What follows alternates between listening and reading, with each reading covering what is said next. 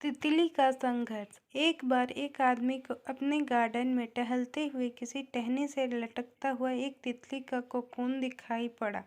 अब हर रोज वो आदमी उसे देखने लगा और एक दिन उसने नोटिस किया कि उस कोकून में एक छोटा सा छेद बन गया है। उस दिन वो वहीं बैठ गया और घंटों उसे देखता रहा।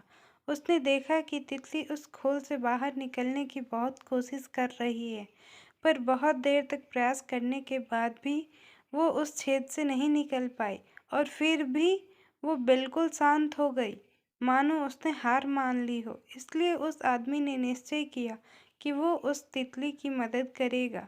उसने एक कैंची उठाई और कोकून की ओपनिंग को इतना बड़ा कर दिया कि वो तितली आसानी से बाहर निकल सके। और यही हुआ।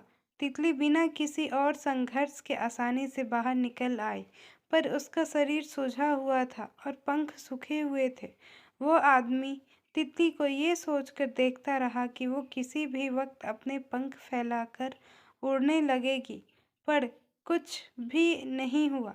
इसके उल्टा बेचारी तितली कभी उड़ ही नहीं पाई और उसे अपनी बाकी की जिंदगी इधर उधर घिसते हुए बितानी पड़ी।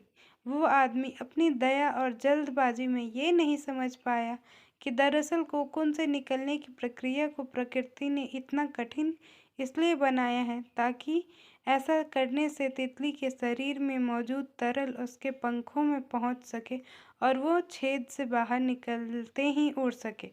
वास्तव में कभी कभी हमारे जीवन में संघर्ष ही वो चीज़ होती है जिसकी हमें सचमुच आवश्यकता होती है। यदि हम बिना किसी स्ट्रगल के सब कुछ पाने लगे तो हमें भी एक अपंग के समान हो जाएंगे।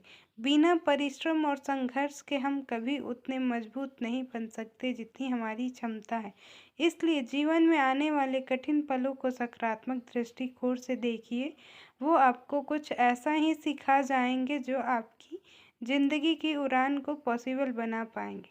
अगर आप लोगों को हमारी वीडियो अच्छी लगी तो लाइक, शेयर एंड सब्सक्राइब।